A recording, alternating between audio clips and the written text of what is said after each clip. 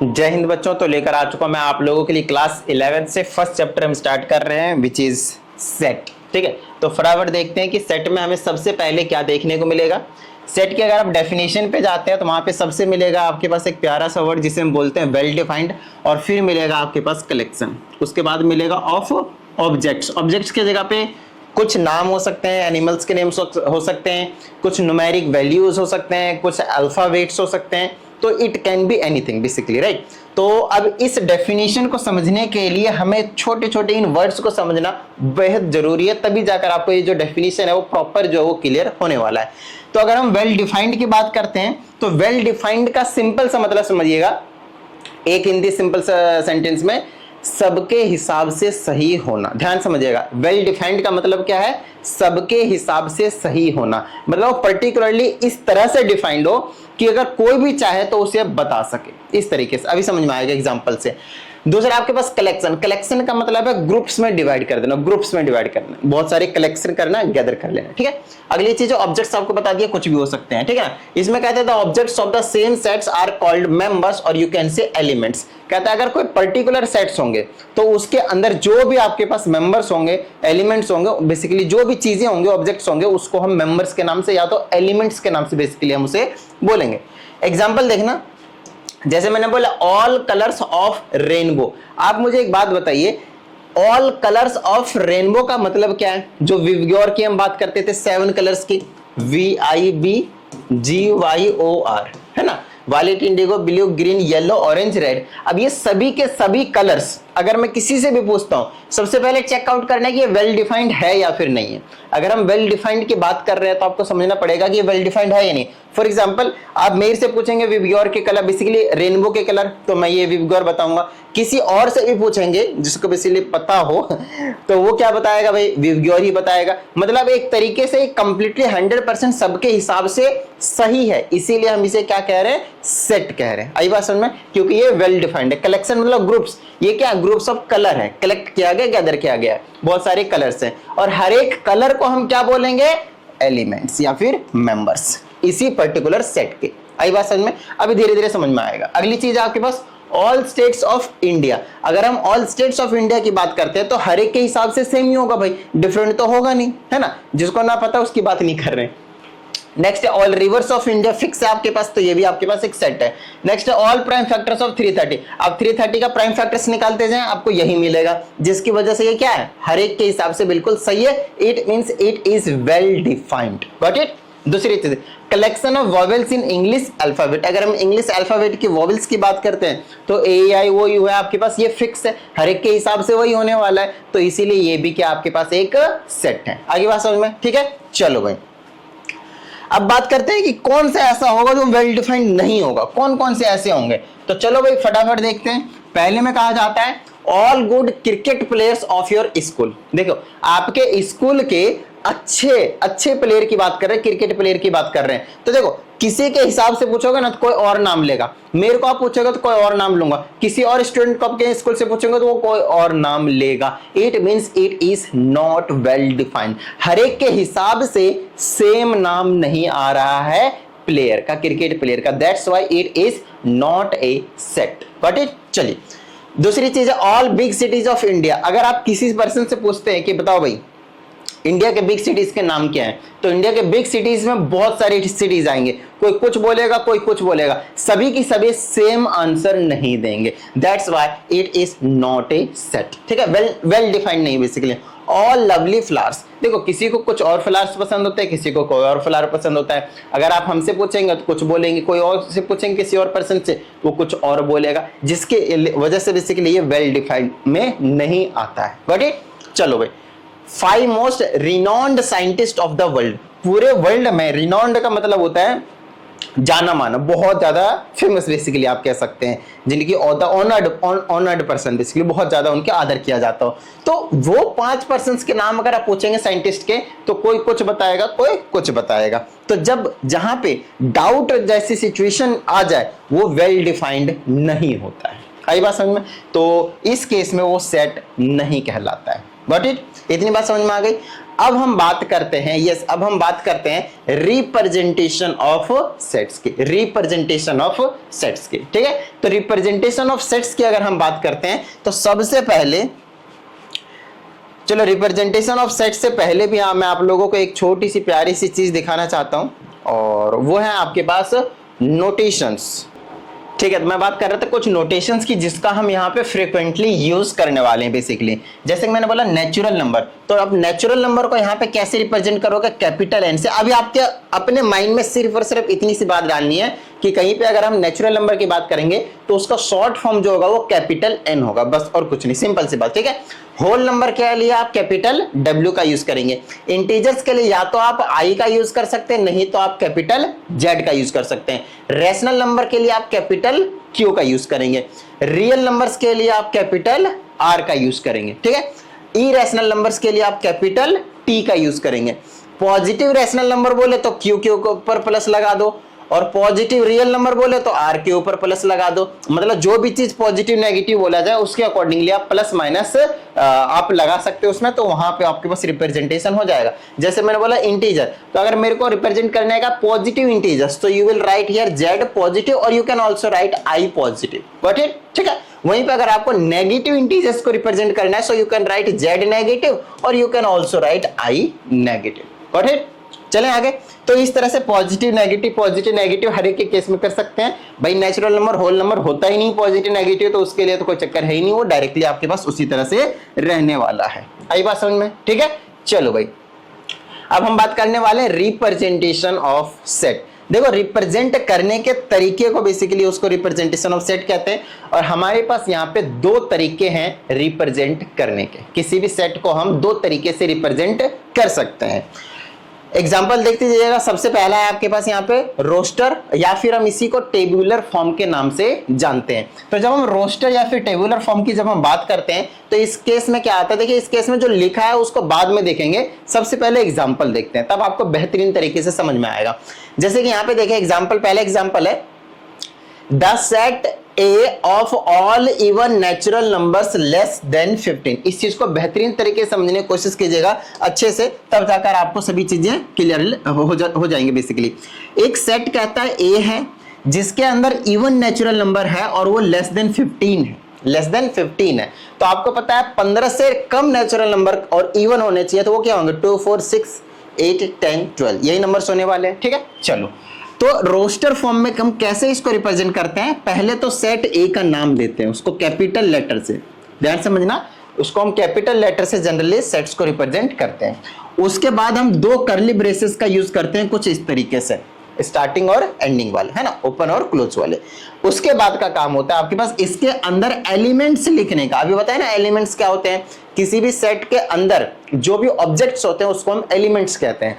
तो इनके अंदर के एलिमेंट्स हो गए लेस देन 15 वाले even natural number, which is 2 4 6 8 10 and 12, also 14। अच्छा लेस देन 15 था तो 14 भी आएगा, मैंने 12 तक ही रोक दिया था ना, चलो 14 आएगा भाई, इसको हटा देते हैं, 14 आएगा। कई बात सुन, तो 2 4 6 8 10 12, ये 15 से लेस वाले जितने भी इवन नेचुरल नंबर थे वो हमने लिख दिए, और यही है आपके पास रोस्टर फॉर्म। अब रोस्टर फॉर्म में स्पेशलिटी क्या है, किन किन चीजों का ध्यान रखना है वो समझना है आपके पास।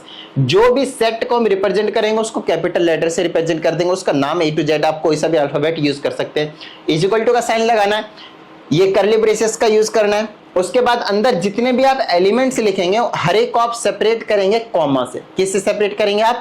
कॉमा से। आई बात समझ में? कॉमा लगा कर सेपरेट कर देंगे। Got it? चलो भाई, तो यहाँ पे अगर आप डेफिनेशन देखें, डेफिनेशन से आपसे मतलब बेसिकली कोई भी नहीं पूछ रहा है तो उसकी टेंशन आपको लेना ही नहीं है, ठीक है ना। बाकी एक बार रीड आउट करोगे तो जो भी हमने आपको बताया वही चीज आपको देखने को मिल जाएगा। इसको हम बोलते हैं रोस्टर फॉर्म। देखो तुरंत तो समझ में नहीं आएंगे आप लोगों के भैया आ गया, हाँ अभी आ गया होगा, लेकिन कुछ टाइम बाद भूल जाएंगे। लेकिन नहीं भूलने के लिए हमें क्या करना पड़ेगा, हमें बहुत सारे क्वेश्चंस की प्रैक्टिस करनी पड़ेगी, तो उसकी टेंशन मत लीजिए आप, वो हम कर लेंगे। ठीक है, आगे की बात करते हैं।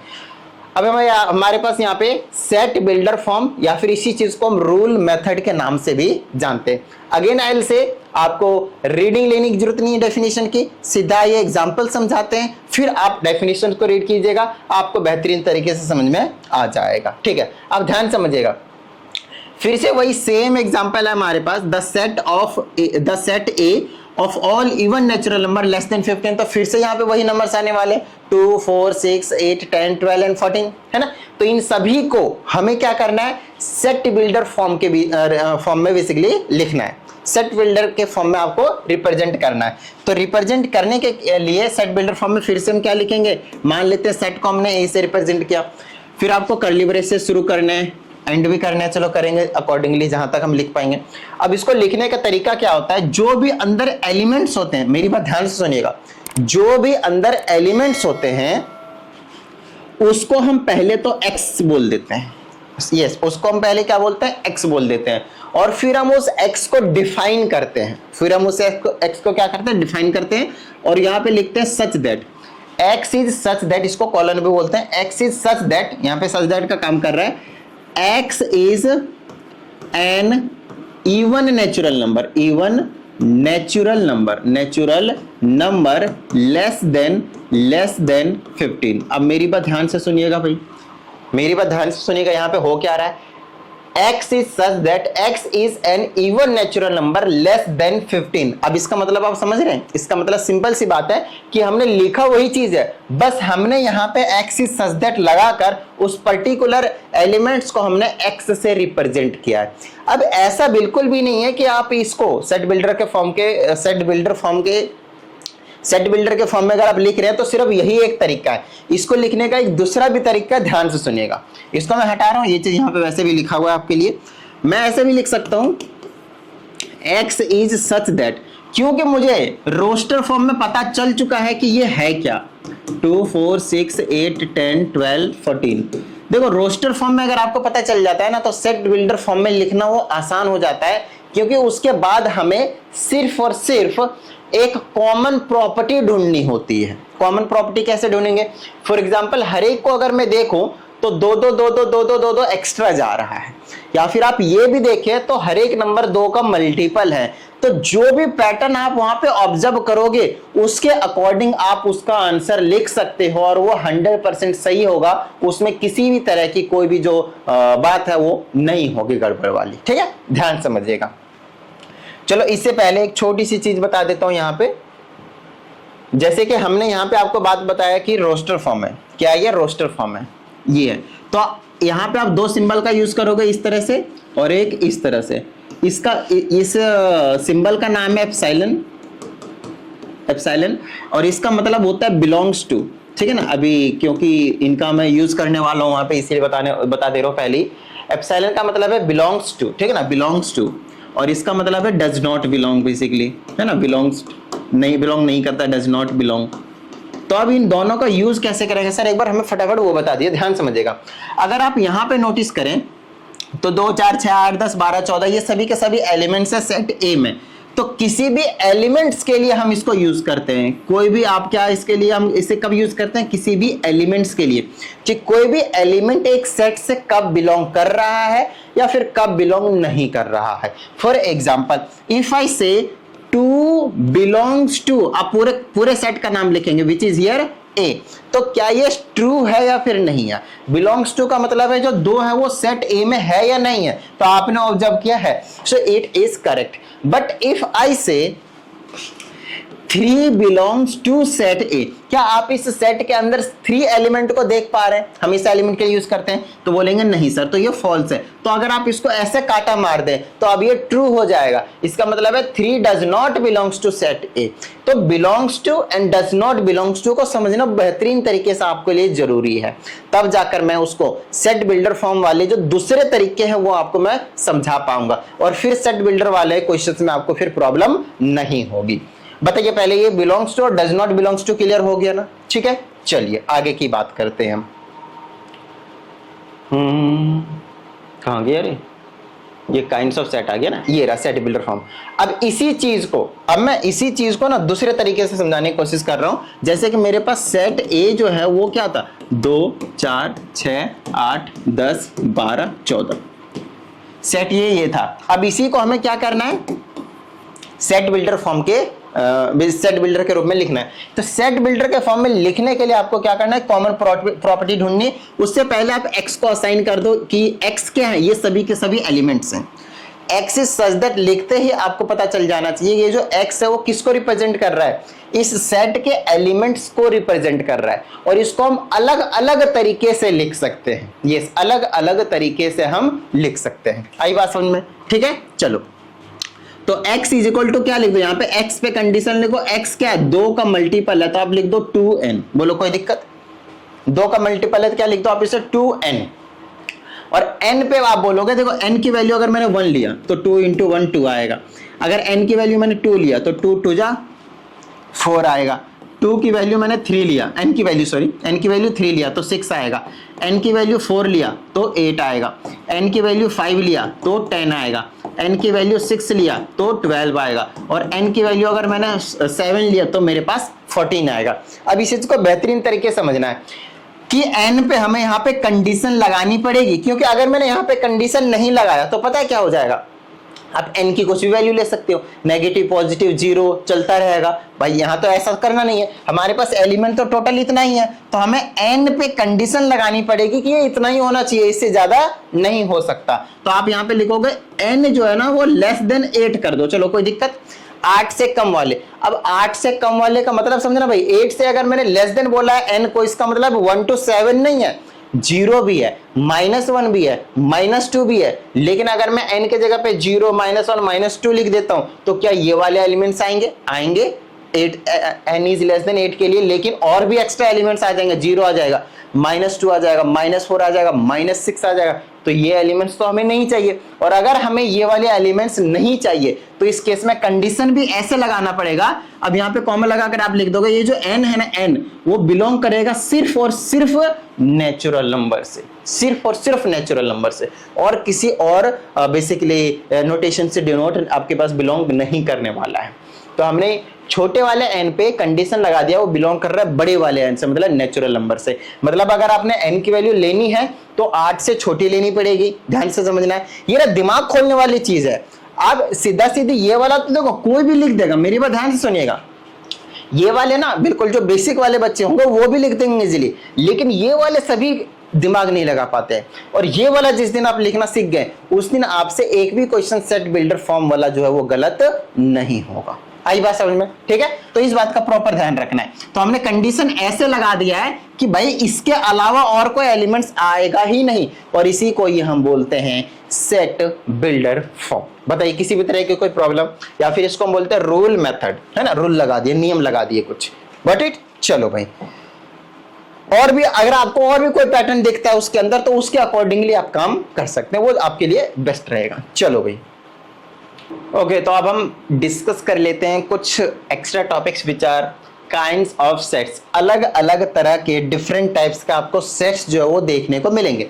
फॉर एग्जाम्पल बड़ी छोटी छोटी सी चीजें रहेंगी, आप लोगों के लिए ज्यादा टेंशन लेने की जरूरत नहीं है। जैसे कि अगर हमने बात करी एम्प्टी सेट है, पहला आपके पास एम्प्टी सेट है, इसी सेट का नाम कई जगह पे वॉइड सेट के नाम से दिया जाएगा, ठीक है, या फिर कई जगह पे इसको नल सेट लिखा जाता है। तो घबराइएगा नहीं, इन सभी का मतलब जो है वो एम्प्टी सेट से है। ठीक है, चलिए, एम्प्टी सेट का मतलब ही क्या होगा आप मुझे बताओ भाई।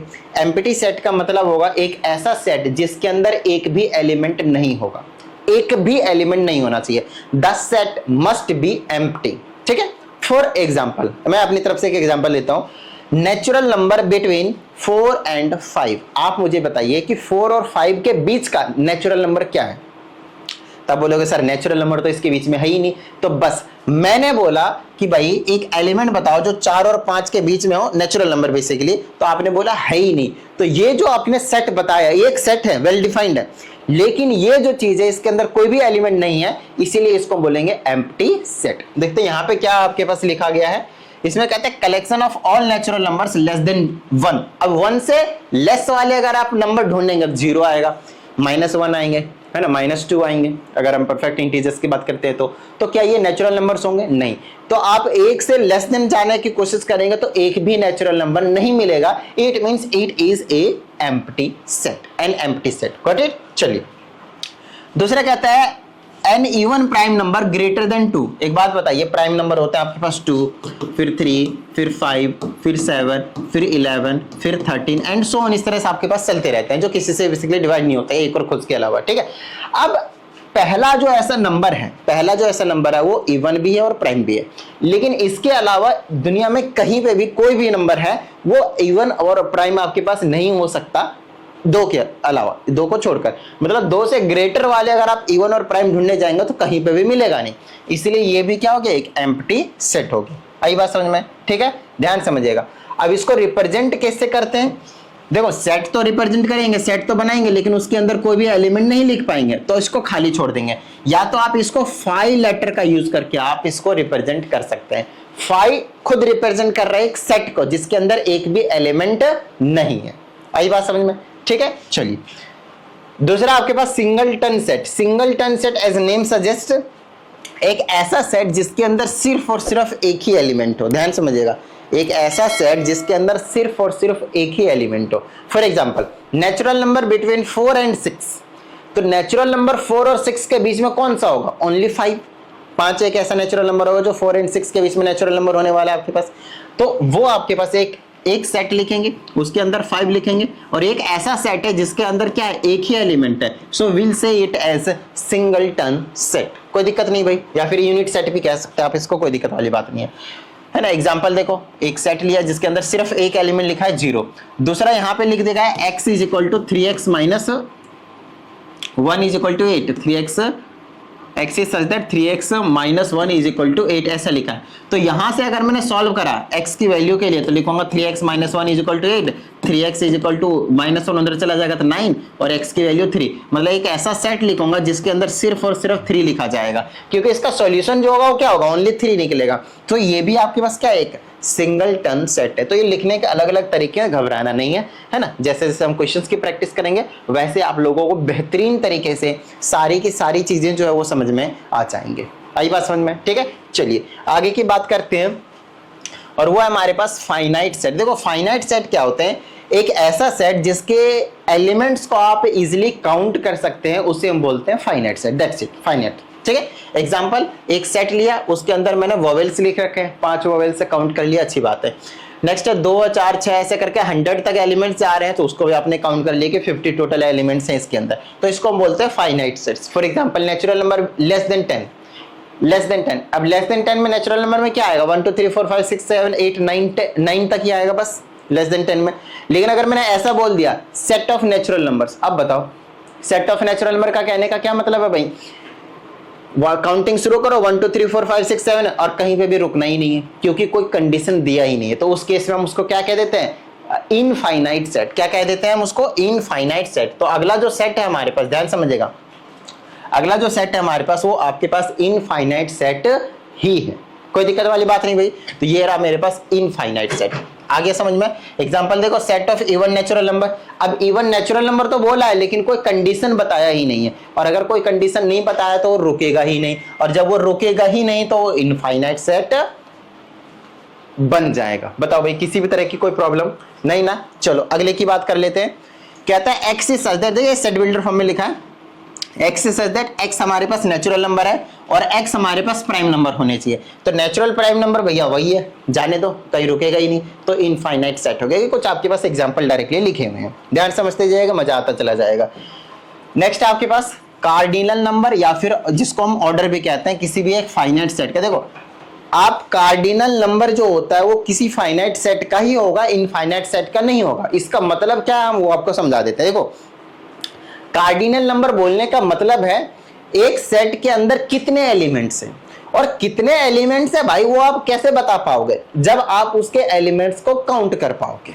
जैसे कि सेट ए मैंने बोला और उसके अंदर ये लिखा हुआ है, तो आपने एलिमेंट्स को काउंट किया तो 5 निकले, तो आपने बोला नंबर जो है वो सेट ए में वो कितने हैं, 5 है। So this is called cardinality. Cardinal number बोल लीजिए या फिर कार्डिनैलिटी बोल देंगे आप। तो कार्डिनल नंबर का मतलब है एक सेट के अंदर कितने एलिमेंट्स हैं, बस और कुछ नहीं। तो आप मुझे बताओ, क्या इनफाइनाइट वाले एलिमेंट्स को बता पाओगे, इनफाइनाइट वाले सेट वाले के एलिमेंट्स बता पाओगे, आप नहीं बता पाओगे। इसीलिए हम हमेशा जब कार्डिनल नंबर की बात करते हैं तो उस केस में बताते हैं भाई क्या होना चाहिए, वहां पे फाइनाइट सेट होना चाहिए। बताओ भाई, किसी भी तरह की कोई दिक्कत नहीं ना? चलें आगे। ओके, नेक्स्ट हमारे पास कुछ और ये नोटेशन हमने आपको पहले ही बता दिया, तो टेंशन लेने की जरूरत नहीं है। नेक्स्ट हम बात करेंगे कुछ रिलेशंस की। मतलब अगेन हमारे पास यहाँ पे जो चीजें हैं उसको समझना जरूरी है। ये बहुत ज्यादा इंपॉर्टेंट चीजें हैं। इन सभी को अभी हम आपके सामने जो है वो एक्सप्लेन कर देते हैं, तो ध्यान से समझिएगा, ठीक है ना? ध्यान समझिएगा। सबसे पहले समझते हैं इक्विवेलेंट सेट्स। यहाँ पे एग्जांपल नहीं दिया, लेकिन टेंशन मत लीजिए, हम आपको एग्जांपल से समझाएंगे और सभी चीजें क्लियर करवा देंगे, इसकी गारंटी है। सबसे पहले देखते हैं इक्विवेलेंट सेट्स का क्या मतलब है। दो फाइनाइट सेट की बात करेंगे जिसमें नंबर ऑफ एलिमेंट्स सेम होंगे। ध्यान से समझिएगा, नंबर ऑफ एलिमेंट्स सेम होंगे। जैसे मैंने बोला सेट ए है, उसके अंदर एलिमेंट मैंने 1 2 3 लिए हुए, तो टोटल एलिमेंट्स कितने हुए? 3 हुए। एक मैंने सेट बी लिया हुआ है जिसके अंदर मैंने ए लिया हुआ है, बी लिया हुआ है और सी लिया हुआ है, तो इसके अंदर भी एलिमेंट्स कितने मेरे पास? 3 हैं। तो ये दोनों ही सेट जो है वो यहाँ पे set A and set B, पहली बात दोनों के दोनों फाइनाइट है, हाँ तभी तो बता पाओगे ना। तो नंबर ऑफ एलिमेंट्स आपके पास सेम है। जब नंबर ऑफ एलिमेंट्स, इसमें भी 3 एलिमेंट्स, इसमें भी 3 एलिमेंट्स, मतलब कार्डिनल नंबर अगर सेम हो, जैसे number of elements in set है, इसका मतलब ये है number of elements in set ये किसके इक्वल है? Number of elements in set भी, ऐसे करके बोलते हैं इसको। तो अगर ये दोनों इक्वल होते हैं तो उसे हम इक्विवेलेंट सेट कहते हैं। मेरी बात ध्यान से सुनिएगा, यहाँ पे बच्चे गलती करते हैं इक्वल सेट और इक्विवेलेंट सेट में। तो इन दोनों का डिफरेंस जो है ना समझना बहुत ज्यादा जरूरी है। भाई हमारे पास जो इक्विवेलेंट सेट होता है उसमें हम नंबर की बात करते हैं, लेकिन जब हम इक्वल सेट्स की बात करते हैं, जैसे दूसरा वाला ये है इक्वल सेट्स, यहाँ पे ए लिया मैंने 1 2 3 लिया, बी लिया मैंने, उसके अंदर मैंने 2 लिया, 1 लिया और फिर मैंने 3 लिया। अब दोनों के बीच में डिफरेंस समझिएगा। इक्विवेलेंट सेट का मतलब था नंबर ऑफ एलिमेंट सेम होने चाहिए, बस काउंटिंग कर लेने, नंबर ऑफ एलिमेंट सेम होने चाहिए, कार्डिनल नंबर सेम होने चाहिए और कुछ भी नहीं चेक करना। लेकिन इक्वल सेट के केस में एलिमेंट्स भी सेम होने चाहिए। नंबर तो सेम होंगे कोई डाउट नहीं, लेकिन जो एलिमेंट्स होंगे पहले सेट में वही एलिमेंट्स होने चाहिए दूसरे सेट में। आपको एक चीज बता दूं, एक सेट के अंदर, ध्यान से सुनिएगा, एक सेट के अंदर एलिमेंट्स के ऑर्डर मैटर नहीं करते। ध्यान समझिएगा, जैसे मैंने सेट ए लिखा, इसमें लिखा मैंने 1 2 3, मैंने सेट बी लिखा, इसमें लिख दिया मैंने 2 1 3। जो एलिमेंट्स इसमें हैं वही एलिमेंट्स इसमें भी है। सेट ए और सेट बी में सेम एलिमेंट्स है, बट ऑर्डर आगे पीछे है, कोई पहले लिखा है कोई बाद में, इससे कुछ भी फर्क नहीं पड़ता। ध्यान से समझिएगा, बड़ी प्यारी लाइन है यहाँ पे। अगर 2 सेट है उसके अंदर सेम एलिमेंट्स है बट वो आगे पीछे लिखा है तो उससे कुछ भी फर्क नहीं पड़ता है। Got it? चलिए भाई, तो ये हो गया मेरे पास सिंपल। अब ये सेट ए और सेट बी को आप बोल सकते हो इक्वल सेट्स, और इसको हम कुछ इस तरह से रिप्रेजेंट करते हैं, ए इज इक्वल टू बी। बताओ भाई, किसी भी तरह की कोई प्रॉब्लम नहीं ना? Got it? चलो आगे की बात करते हैं। नेक्स्ट है सबसेट। सबसेट का क्या मतलब है? बड़ी प्यारी चीज है, ध्यान से समझिएगा, ध्यान से समझिएगा। मेरे पास सेट ए है जिसके अंदर एलिमेंट्स है 1 2 3, मेरे पास सेट बी है जिसके अंदर एलिमेंट्स है 1 2 3 4 5। ठीक है, ठीक है, चलिए सेट ए और ये हो गया मेरे पास सेट बी। ओके, यहां पे सबसेट की जब हम बात करते हैं ना, सबसेट, तो सबसेट के केस में क्या था, आपके पास 2 सेट होंगे और 2 सेट में से कोई सा भी सेट आप चूज कर लो, उसके अगर सभी एलिमेंट्स दूसरे सेट में होंगे तो वो वाला सेट उसका सबसेट बन जाएगा। नहीं आया ना समझ? ध्यान समझिएगा। ए के एलिमेंट्स चेक कीजिए, 1 2 3 है, इन तीनों एलिमेंट्स को चेक कीजिए क्या वो बी वाले सेट में है, तो 1 2 3 एक्स्ट्रा है, उससे टेंशन नहीं है मैं। क्या ये सभी के सभी एलिमेंट्स इसमें है? हाँ है। तो आप बोलेंगे यहां से ए इज सबसेट ऑफ बी, ऐसे करके दिखाते हैं हम सबसेट के लिए, ए इज सबसेट ऑफ बी। कोई दिक्कत नहीं भाई, समझ में आया ना? ठीक है, चलिए वहीं पे अगर मैं बात करता हूं बी को चेक कर रहा हूं कि बी के सभी एलिमेंट्स इसमें है या नहीं है, तो बी के सभी एलिमेंट्स 5 तक है, वो मैंने यहां चेक किया तो नहीं है। So you will write here B is not subset. Not subset के केस में हम इसको काटा मार देते हैं और कुछ नहीं, काट देते हैं। तो A is subset of B and B is not subset of A. आगे बात समझ में? ठीक है, ठीक है। वहीं पे अगर मैंने आपके सामने ऐसा एग्जांपल लिया होता कि पहले में 1 2 3 था और दूसरे वाले सेट में भी आपके पास 1 2 3 था, तो इस केस में आप बोलते ए इज सबसेट ऑफ बी। बोलो हाँ या नहीं? हाँ सर, बिल्कुल सही बात है। 2 सेट अगर इक्वल होते हैं तो वो हमेशा एक दूसरे के सबसेट होंगे क्योंकि इसके सभी एलिमेंट्स इसमें हैं। अच्छा, क्या इसके सभी एलिमेंट्स इसमें? हाँ सर, ये भी है। तो यहाँ पे दोनों ही स्टेटमेंट ट्रू होंगे। ठीक है, चलो समझ में आया ना कि सबसेट के एक्चुअल जो मीनिंग है यहाँ पे वो क्या है, मेन चीज आपको यही चीज यहाँ पे समझना है। यहाँ पे एक और बड़ी प्यारी सी चीज है जो यहाँ पे मेंशन नहीं है बट मैं आप लोगों को बताना चाहूंगा, बहुत ज्यादा इंपॉर्टेंट है, ध्यान से समझिएगा, ठीक है ना। यहाँ पे समझा देता हूँ। एक होता है सुपर सेट और एक होता है प्रॉपर सेट, बहुत ज्यादा इंपॉर्टेंट है प्रॉपर सेट। एक होता है सुपर सेट और एक होता है आपके पास प्रॉपर सेट।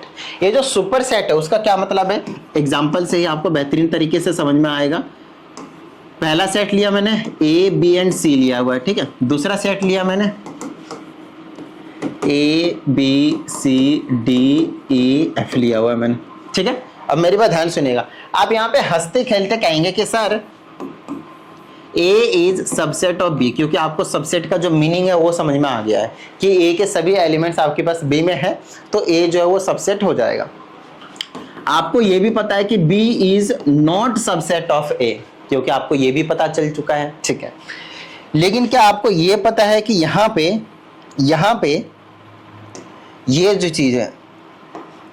चीज है B वाला सेट, इसी को हम बोलते हैं सुपर सेट। ध्यान समझिएगा, यहाँ पे ये जो B वाला सेट है उसे हम बोलते हैं सुपर सेट। तो सर हम इसको सुपर सेट क्यों कहते हैं, तो सुपर सेट इसलिए कहते हैं क्योंकि इसके अंदर ये सभी एलिमेंट्स है ही है और इसके अंदर एक्स्ट्रा एलिमेंट्स भी है, सुपर है, ये सबसे सुप्रीम है ये, तो सुपर सेट इसको हम कह रहे हैं, ठीक है। दूसरी चीज कहते हैं सर प्रॉपर सेट किसको कहेंगे, तो प्रॉपर सेट यहाँ पे सेट ए है, ये वाला, ये जो ए है ना वो प्रॉपर सेट है। बोले सर ये प्रॉपर सेट क्यों है, देखो इधर समझाता हूँ। प्रॉपर सेट का मतलब क्या है, सबसे पहले वही चीज समझने की जरूरत है। प्रॉपर सेट का मतलब ये प्रॉपर सबसेट है, इसका प्रॉपर सबसेट है, मतलब इसके सभी एलिमेंट्स इसमें है तो प्रॉपर सबसेट्स बन गया। लेकिन अगर मैंने ऐसा बोल देता कि सेट ए के पास A B C D E F ये वाले एलिमेंट्स है, तो ये वाला जो चीज है वो इसके प्रॉपर सेट में नहीं आता, प्रॉपर सबसेट में नहीं आता बेसिकली।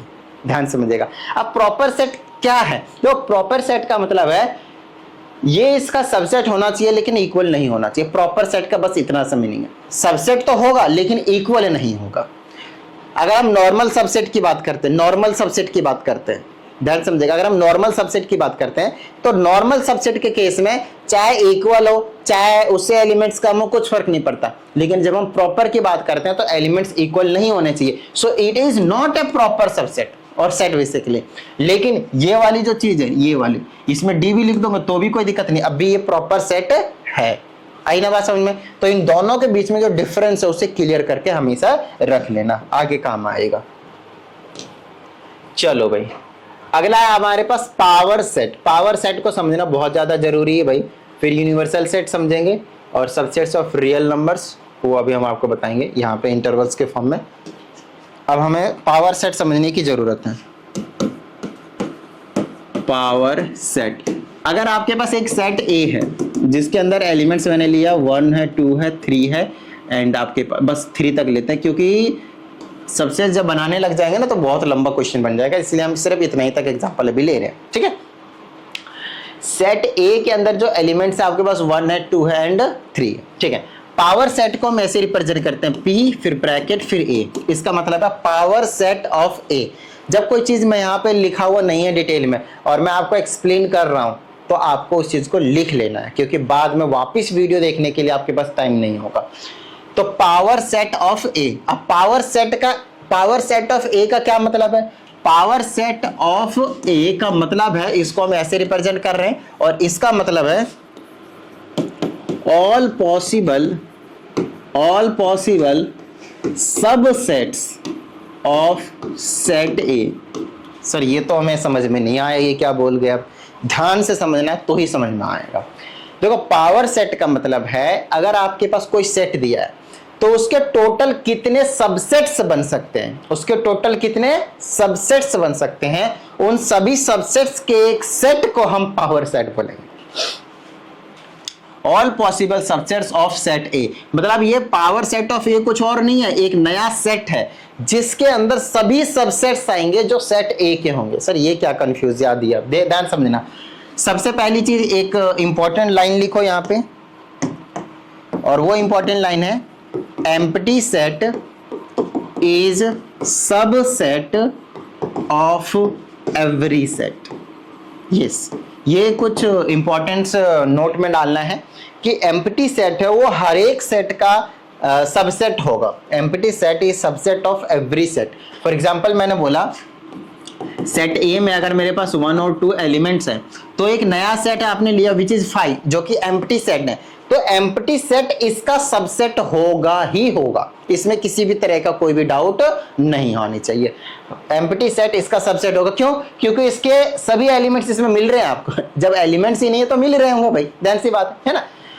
तो अब बात आती है कि यहां पे हमें सेट ए के सभी सबसेट्स को ढूंढना है, सभी सबसेट्स को ढूंढना है। तो सभी सबसेट ढूंढेंगे तो पहला सबसेट क्या होगा पता है? 5 होगा। पहला जो सबसेट होगा वो 5 होगा। तो दूसरा क्या सेट होगा भाई? सबसेट क्या होगा? तो इसका सबसेट निकालेंगे तो 1 एक सबसेट होगा इसका, बोलो हाँ या नहीं। एक ऐसा सेट मैंने बनाया है जो इसका सबसेट होना चाहिए। तो ये वाला सेट क्या इसका सबसेट है? नहीं, इसके सभी एलिमेंट्स इसमें पा रहे हैं, हाँ है सर, तो ये एक सबसेट हो गया। हमें सभी पॉसिबल सबसेट्स बनाने हैं। तो एक नया ढूंढूंगा मैं, 2 ले लेता हूं, वो भी सबसेट्स हैं। फिर मैं 3 ले लेता हूं, वो भी सबसेट्स हैं। फिर मैं 1 और 2 ले लेता हूं, वो भी इसका सबसेट है। फिर मैं 2 और 3 ले लेता हूं, वो भी इसका सबसेट है। फिर मैं 1 और 3 ले लेता हूं, वो भी इसका सबसेट है। फिर मैं 1, 2 और 3 एक साथ ले लेता हूं, वो भी इसका सबसेट है। तो और फिर ये ब्रैकेट क्लोज कर दिया, क्योंकि 1 2 3 4 5 6 7 8 टोटल 8 सबसेट्स हमने बना दिए पहले सेट के, और उसको हमने एक बड़े से सेट के अंदर क्लोज करके एलिमेंट्स के फॉर्म में लिख दिया। ये एलिमेंट, ये एलिमेंट। अगर हम पावर सेट की बात करेंगे उसके अंदर के ये जो टोटल 8 आए हैं वो सभी के सभी एलिमेंट्स के रूप में आपके पास एक्ट कर रहे हैं। सभी के सभी क्या आपके पास एलिमेंट्स है। आई बात समझ में? तो ये वाली जो टोटल निकाला है हमने उसे हम बोलते हैं पावर सेट। क्या बोलते हैं हम? Power set. ठीक है, देखो एक सेट था, उसके टोटल सबसेट्स कितने बने? 8। इसका एक फॉर्मूला भी है, तो मैं आपको लिए यहाँ पे लिख देता हूँ, इसको नोट डाउन कर लीजिए, या फिर जो भी आपको लिखना है मतलब लिख लीजिए, स्क्रीनशॉट वगैरह लेना है ले लीजिए। अगर मैंने सेट ए लिखा था, उसके अंदर मैंने 1 2 3 एलिमेंट्स लिए थे, और हमने आपको बोले कि इसके टोटल सबसेट्स बताओ, क्योंकि जितने टोटल सबसेट्स होंगे उतना ही उस पावर सेट के अंदर लिखा जाएगा भाई। तो हमने इसका टोटल सबसेट्स निकालना शुरू किया। तो टोटल सबसेट्स का फॉर्मूला होता है 2 की power m, where m is the number of elements. क्योंकि देखो बाद में मान लो इसके अंदर मैंने 40 एलिमेंट्स लिख दिए, तो 40 एलिमेंट्स के आप सबसेट्स बनाते जाओगे तो लग जाएंगे 3 से 4 दिन आपको, ठीक है ना। तो number of elements, number of elements of any of set, जो भी सेट का आप निकालना चाहते हैं टोटल सबसेट्स, उसी सेट के m जो है वो नंबर ऑफ एलिमेंट्स को रिप्रेजेंट कर रहा है। फॉर एग्जांपल इस केस में हमारे पास टोटल एलिमेंट्स 1 2 3 है, तो 2 की पावर 3 तो विच इज 8। तो अभी हमने आपको बताया भी टोटल सबसेट्स कितने निकल रहे हैं? 8 निकल रहे हैं। आई ना बात समझ में? ठीक है, चलो यहीं पे आपके पास क्वेश्चन पूछा जाता है total proper subset. Proper subset, total proper subset का क्या मतलब है सर? प्रॉपर सबसेट का मतलब है कि जो प्रॉपर सबसेट हो, मतलब इक्वल ना हो।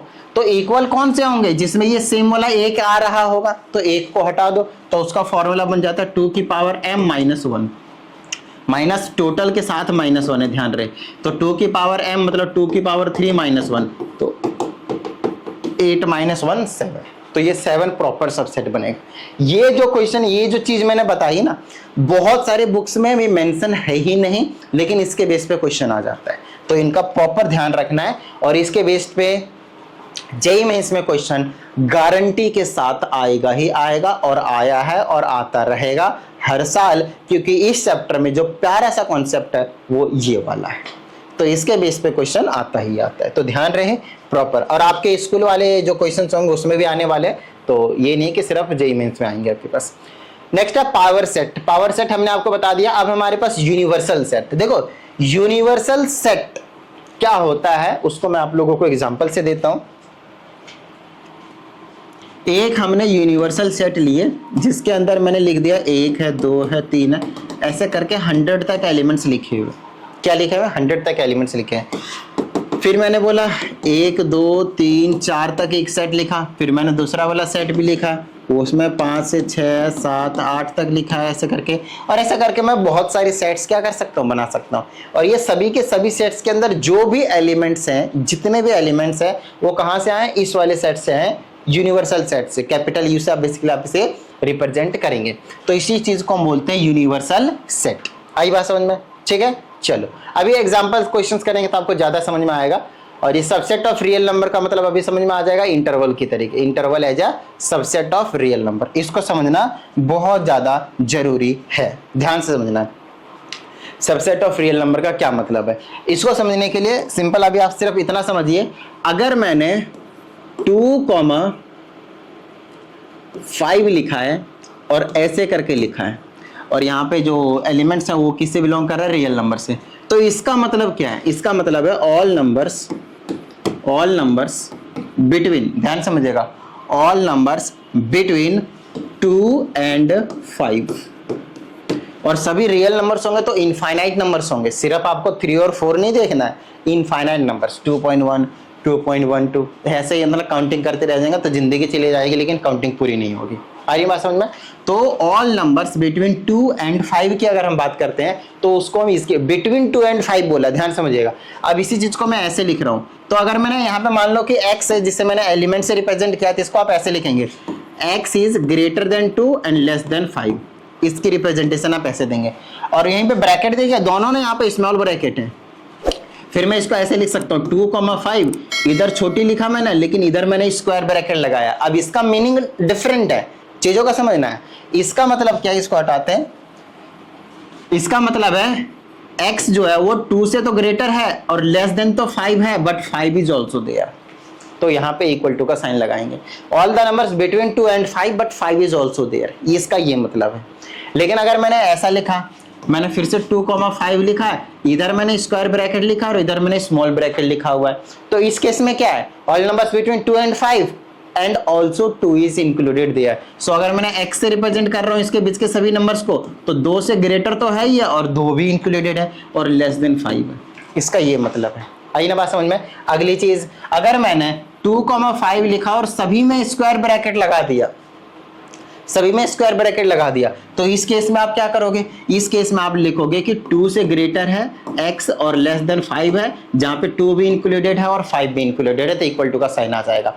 इन्हीं चारों कंडीशंस को अगर आप रियल नंबर लाइन पे रिप्रेजेंट करना चाहें तो वो भी कर सकते हैं भाई, घर की बात है। इसको रिप्रेजेंट करेंगे तो ऐसे रहेगा, यहाँ पे 2, यहाँ पे 5, इसको ऐसे, इसको ऐसे, इसको खाली छोड़ देना है।